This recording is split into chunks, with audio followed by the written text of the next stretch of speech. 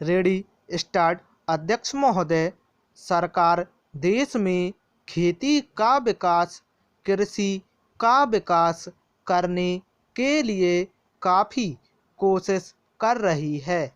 अब हमें देखना है कि सचमुच में पैदावार कितनी बढ़ रही है और खेती के नए तरीकों का किस प्रकार से प्रयोग किया जा रहा है।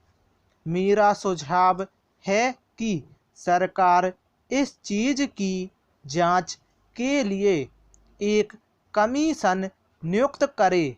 वह कमीशन किसानों की हालत को देखे और यह भी देखे कि खेती पर कितना खर्च होता है और खर्च को निकालकर किसानों की बचत क्या है। तभी कोई एक सही निश्चय पर हम आ सकते हैं।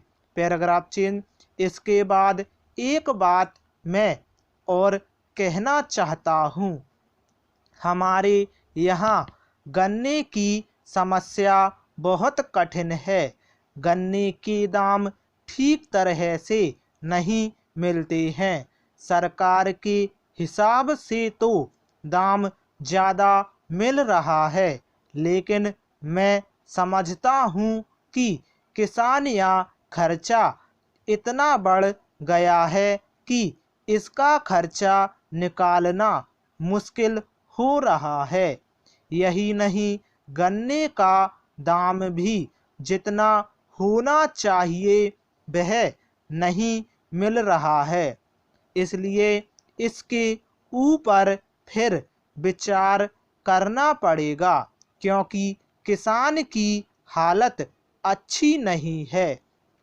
हमारे यहाँ पिछली बार गन्ने का दाम अच्छा मिला तो लोगों ने काफ़ी गन्ने की खेती की, लेकिन इस साल आज अप्रैल का महीना चल रहा है और मेरे क्षेत्र का केवल 20% गन्ना अभी तक मिल में भेजा जा सका है।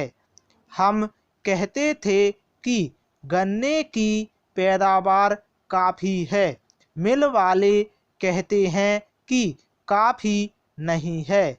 मैं नहीं समझ सकता हूँ कि यह बात कहाँ तक ठीक है।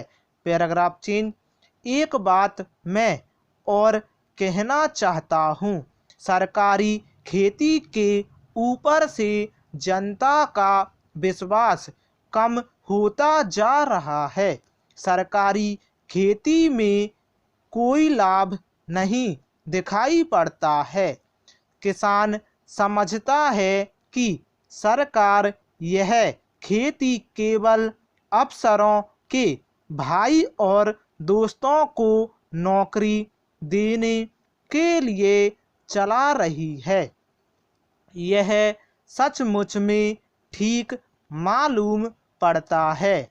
सरकारी खेती में किस प्रकार से काम हो रहा है उसका मैं एक उदाहरण दे रहा हूँ।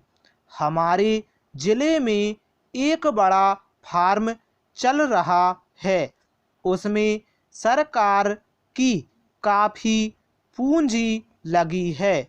मैं देखता हूँ कि उसमें कभी भी इतनी पैदावार नहीं हुई कि उससे वहाँ के कर्मचारियों के वेतन का खर्च भी निकल सके। श्रीमान, ऐसी खेती से क्या लाभ?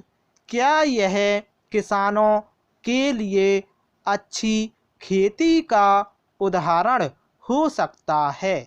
स्टॉप।